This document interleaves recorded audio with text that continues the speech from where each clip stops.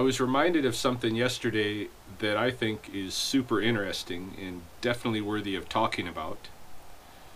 And I've talked about it before from different angles.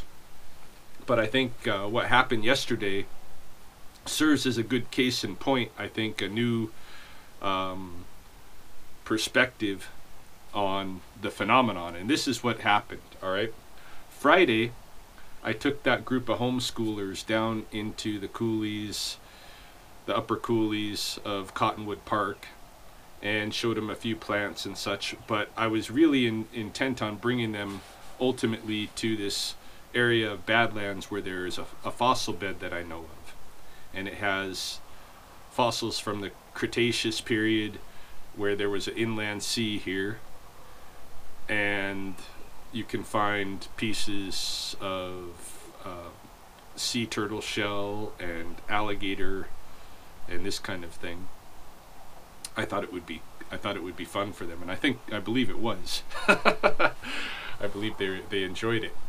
I'll hear probably feedback later, but any case, I made that part of my daily kind of journal video, put it out there, and some of the feedback I got was really interesting because there are a lot of people who identify with the fun and the thrill of, fossil hunting. But what I didn't expect, and I probably should have, having experienced that way of thinking myself for a good part of my life, what I didn't expect was that people would start asking me in response to that video whether or not I ever find arrowheads or artifacts and this kind of thing. And what I find super interesting about that is well, of course, I have some history in that respect to share. But before we go there, what I find interesting is that I was looking at materials that are 75 million years old with those kids. 75 million years old. And somehow, in the minds of the mainstream, I think a good portion of the mainstream, the vast majority, that sense of past under which fossils are categorized, millions and millions of year old fossils, in that same domain is where they situate the very recent history of North American cultures. And what I was saying in response, like, I'm not being judgmental or anything here. I'm not trying to cast any kind of criticism on those commenters who made that association and asked me about arrowheads. I'm not, because in my own experience, finding an arrowhead, the first time I found an arrowhead was a life-changing thing for me. It was a Gestalt experience where I saw the world one moment one way, the way I'd been seeing it for, at that time, about 12 years of life.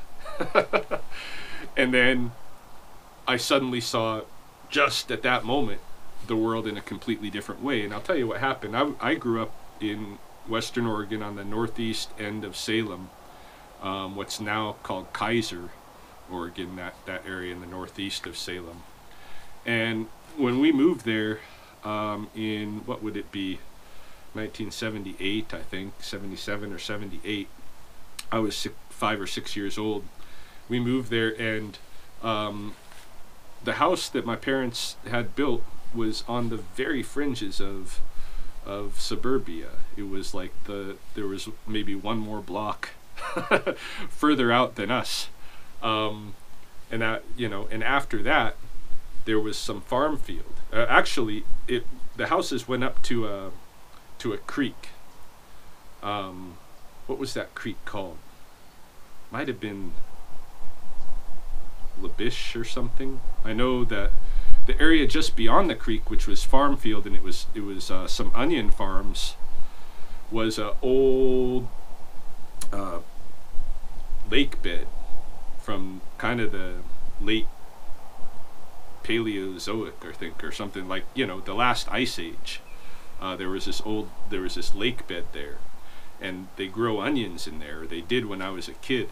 So you got the suburbia and you got this creek, and you cross the creek and you're in this old lake bed that's an onion field, and beyond that old lake bed there's old growth forest, you know, old growth Douglas fir forest, and you know, and as well as oak in there, oak and Douglas fir, and there was one lone giant red bark Pacific madrone out kind of on this bluff that was a wheat, they were growing winter wheat just outside of the forest and above the onion fields. Anyway, we lived on that fringes, and I don't know what motivated it exactly. You know, I grew up being told I was Blackfoot, and so all along I had this distant kind of identification with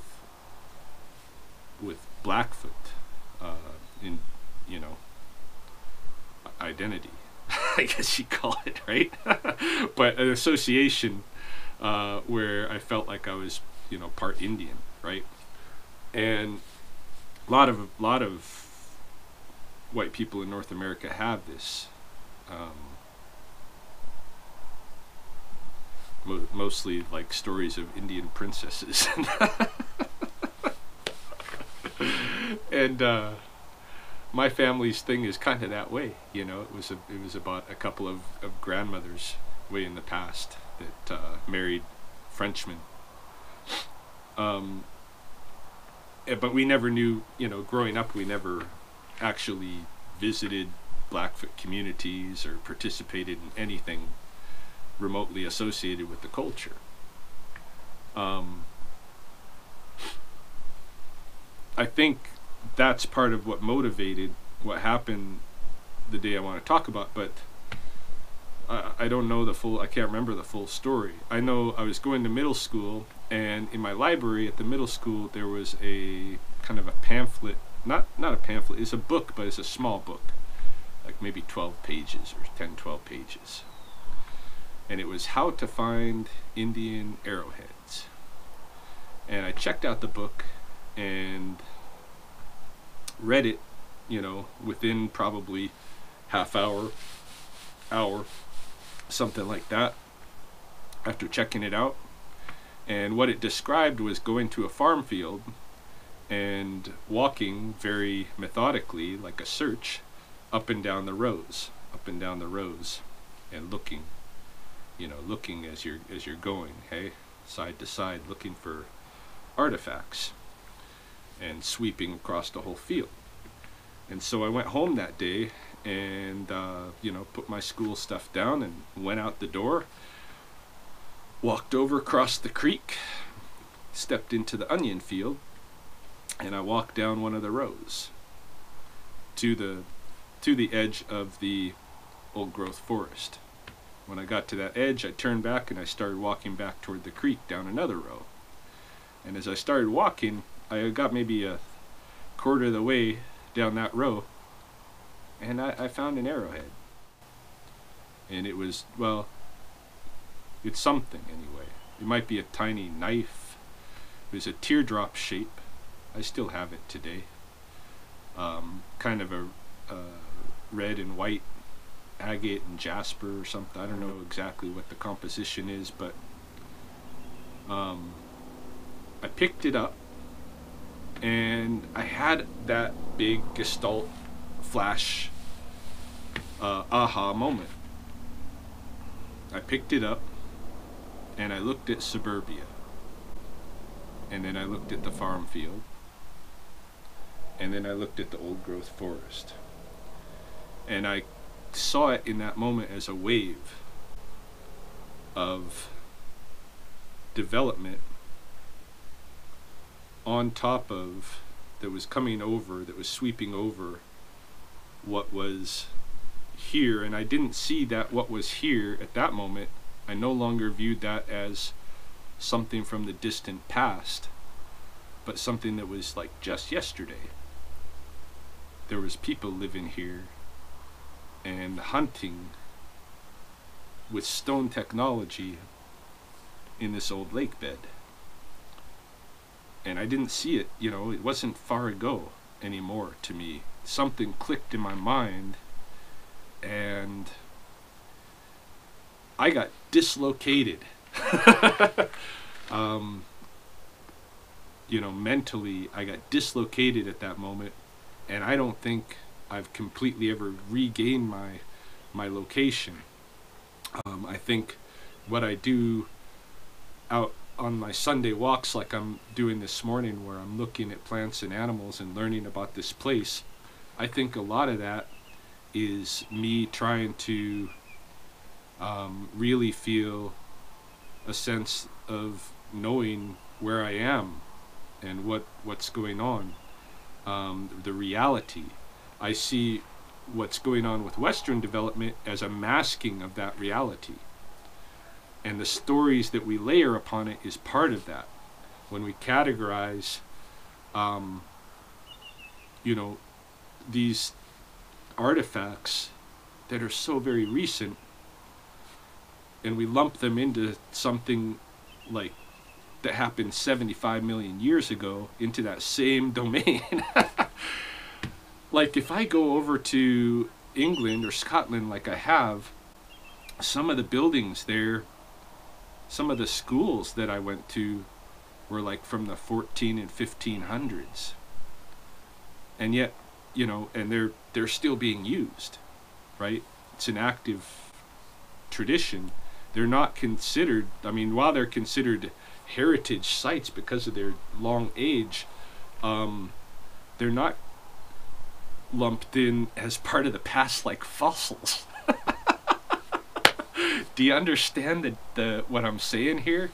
You know, things that happened here even 10,000 years ago are not history, because the tradition is still happening. The late Narcissus Blood, I know I don't have his exact words to repeat, but he did say something very close to this, which is, as long as we still do our Sundance, the past will always be present. It's an active tradition. It's an active tradition. And I had to come to that learning myself. Finding an arrowhead was my first step, because it shifted my sense of place and identity so dramatically that, you know, it's shaped the rest of my life, in terms of trying to resolve that in a way. Like I know what reality is, I believe, now, but I want to be part of that world, right? I want to be part of that reality, even though I'm at the same time stuck in the cultural fiction, right? But I think if you shape the cultural fiction to be something that celebrates the reality, like indigenous traditions do, where all of the ceremonies are aligned with phenological things, they're responses to things that go on in the environment. When you're in that, then you're part of the reality. That's where I want to be. So my response to people who were making that association between, you know, very recent cultural artifacts and the fossils, when they asked me if I find arrowheads, I responded that I do. I do find arrowheads and other artifacts. Like I've been finding them all my life, but when I started getting immersed in Blackfoot culture and community, the next time, it was almost like a ritual. The next time I visited Oregon, and I think maybe Mahoney and I were at that point married already, and we lived with my parents for first couple of years of my marriage. I was out in that same area that had so shifted my thinking, and my experience. I was out in that same area and I found an arrowhead, and rather than taking it, I made sure to leave it there, because I know that what that experience is of running into it, and I want to generate that experience for others, right? I want that stuff to be there so you can see it on the landscape, and so you can know where you are, and what the history of this place is, and the reality. It might point someone toward that reality. So I left it there. And as I continued to be immersed in Blackfoot communities and experience, I began to appreciate that stuff even at an even deeper level. And like I told some of the people that commented, yeah, I find arrowheads and other artifacts, but I don't pick them up, largely because they're not mine. You know, a lot of these things were left. I don't know what the history of that thing is, and for me to just pick it up is kind of and take it is disrespectful. I might, in the excitement of first finding it, I might pick it up and really inspect it and stuff, but I leave it. Because it's not mine, and I don't know for sure what went on there. A lot of these things are funerary. You know, when someone is laid to rest, all of their belongings are put with them, or many of their belongings. And long after the flesh and the bones have been taken away, the stones are left. And somebody finds them, and it's really, you know, like grave robbing, even though they're on the surface, because there wasn't a burial tradition here per se. It was an offering of the body, and it was scaffolding and up in tree branches and this kind of thing. And so those materials, the artifacts, are still here on the surface, but they're funerary. It's the same as if I went to the white graveyard and started digging up graves and collecting those things. Or you might say, well, that's not the same because it's not excavation. Well, if I went to the white graveyard and started picking up the little offerings that people had left on graves and stuff like that, okay? It's not the past, it's the present, and it's the same here. You know, in Blackfoot territory, all of the artifacts here, for, you know, as long as we know, back to more than 10,000, 12,000 years ago, all of these materials are part of Blackfoot history. The culture has been continuous here all this time, and so it's very much alive. All of that stuff is very much part of the living tradition. So I don't pick up that stuff, or at least take it anymore. And if I do, I have on occasion. Like there was a stone bowl at one point that was found that I took. I didn't find it actually, but it was given to me actually by an elder with the intention he wanted it on display, like a museum kind of a thing. He wanted it in a glass cabinet in our school, Red Crow College, where I was working at the time. And I thought, but this is really a nice stone bowl, and it's old, so let's just put it back to use instead. So we started making pemmican for our ceremonies with it. And when you know, our friends and family and stuff heard that we were using that for that some of them who were also involved in ceremony in the different societies started borrowing the stone bowl to make their pemmican for ceremonies. One of them made a nice cloth bag and stuff, denim bag that it could be carried in and stuff in it. So it was involved in the pemmican production for several different types of bundles and you know, the Horn Society. So we put it back into use, and in that kind of a situation, you know, I might take something, but I'm gonna reciprocate. I'm gonna give for what I took, and I'm gonna use that thing. And if I'm not using it, then it goes back, right? So this is part of keeping it living, and it's very different. And I think it's very important to make that, to understand that, to come to grips with that. That when artifacts from North America are treated as something from the distant past, while there's still living traditions associated with those materials, it's like denying that there's living traditions. It's like saying, it's like pretending that the Indians all went away. It vanished. It all the Indians vanished. The culture vanished. It didn't. It's still here. It's still active.